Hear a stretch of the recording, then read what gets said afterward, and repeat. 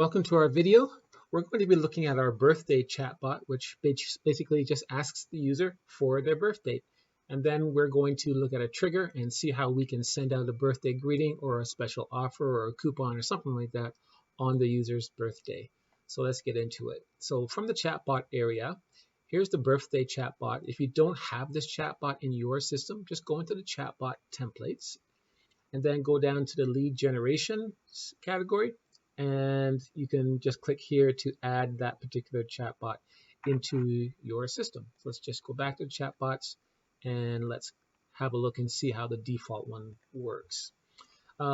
So this is the main keyword. So whether you are pushing that out to a user or you're having your users text the word birthday into your dedicated number, either way, the user is going to run this chatbot.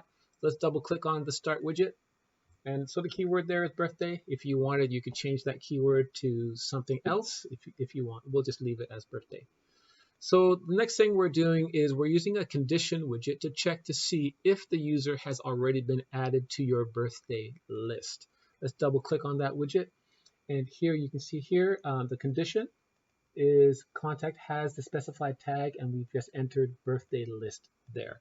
If that is true, then the system is going to push the user into this widget here and just tell them that they're already on the birthday list and thank you. If they're not on the list, then we're going to go over to the next widget here, which is a simple text widget. It's going to say, join then your company name is going to go their birthday list and get an exclusive offer on your birthday. To join, reply with your birthday in this format, right? So we're looking to get the birthday from the user there. And right here, when the user responds, we're going to save that response into their birthday field on their contact profile. So everything is going to be set up just like that, perfectly right there.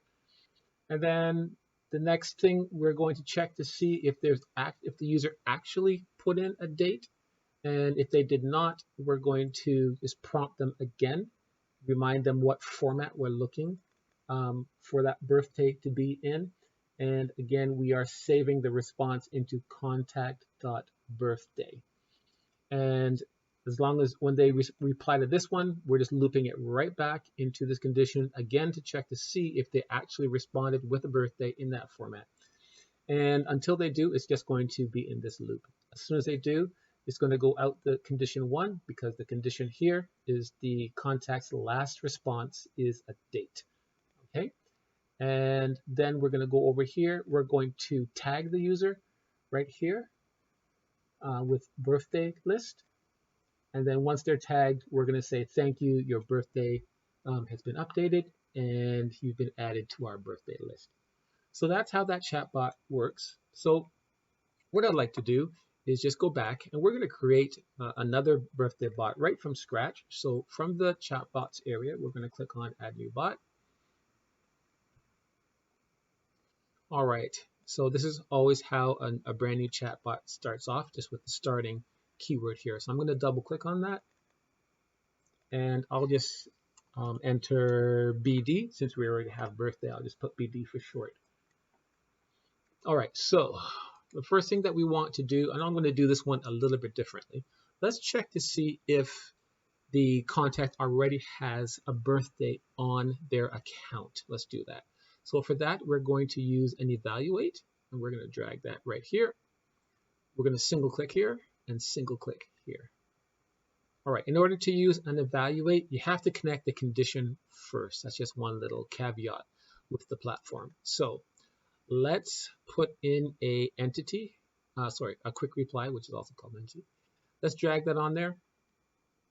And then we're going to connect condition 1 to our quick reply, just like that. And now I'm going to double click on the evaluate. And we're going to go into here and we're going to say item to test is, where is it? Contact.birthday. And the condition is equal to, sorry, not equal to, we're going to say is blank. Let's see if it is blank. All right, So if it is blank, we want to prompt the user to enter their birthday. So please enter your birthday in the format of month, day, day, year. And we're going to save that into the user profile, contact.birthday. All right. And if the contact already has a birthday set on their profile, let's take care of that condition. So what we're going to do here is just use the no match. So the way the no match works, it's going to go through all the conditions here. And if no condition is met, then it's going to go out the no match. And since we've only got the one condition, we're checking to see if the contact has a birthday on their profile. If they do not, it's going to come through here. If they do, it's going to come through here. I guess we'll put a message here.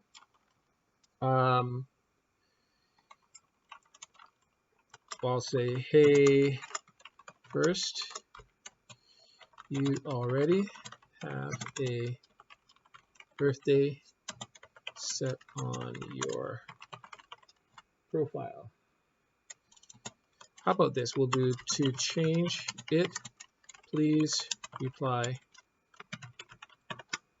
change. And then we're going to put a evaluate here.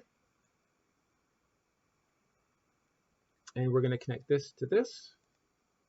And like I mentioned before, in order to actually enter a condition into an evaluate prompt, you have to connect that condition director first. So let me just double click here just to illustrate this. So you can see here, there's nothing here. So first I've got to make this connection. Then when I go into it, then it's going to have the condition available for me. So I'm going to check to see if the person entered change here. And if they did, I want to send them up here and prompt them for their birthday. So let's connect this to here. And now I'm going to double click. And we're going to go in here and we're going to say contacts last response equal to change. And this is not case sensitive. All right. And if anything else, let's redirect it to back to the prompt. All right. So if they enter change, then we're going to ask them to change it. If they enter anything else, since there's only one condition and it's not matched, if they enter anything other than change, then it's going to go through no match. And if it's no match, let's just prompt them again. All right. So over here, we are asking the user to enter their birthday in that format. Let's check to see if they actually did that. So we're going to get an evaluate. And we're going to connect this, single click here, single click here.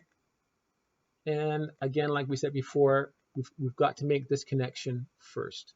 So what we want to do is, if the user did not enter their birthday correctly, we're going to put this over here. So the user's last response is a date. Actually, that was done wrong. There's not an evaluate to see if it was not a date. The only evaluation there is to see if it is a date. So what we want to do is take the no match and put it here. And if they did enter a date, then everything is fine. Then what we want to do is tag them and add them to our birthday list. We're going to use a action controller to do that. Let's tag them here with a birthday list. So that's all we need to do to add them onto our birthday list. And then we will put on a simple text widget and just to say thank you. So single click. Thank you for updating your birth date. You will receive a special gift on your special day. Oops, spelled that wrong.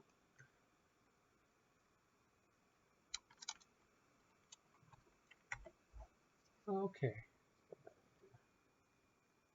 Thank you for updating your birthday. You will receive a special gift on your special day. All right, so that's the full thing. And I just want to go over this again just one more time because I kind of did the backwards test just to make sure that you got it. So after I put this evaluate on here, I connected the condition 1 into the action. And the condition is the contact's last response is a date. All right, so as long as I enter a date, the system is going to go through condition 1. If the user responds with anything other than a date, it's going to go out. There's no match because there's only one condition. And as long as any condition that you set, if one of them is matched, it's going to go out that controller. And then if there's no match, it's going to just go out that one, and it's going to go and prompt them again. All right, I just wanted to make that clear there. So that's the end of that bot. That's what it looks like, all done. So let's now go and take a look at a trigger to see how we can actually use that birth date. So I'm going to click on home to go back, and we're going to go into the triggers area. And there is a birthday greeting trigger set up here. So let's take a look and see what it looks like.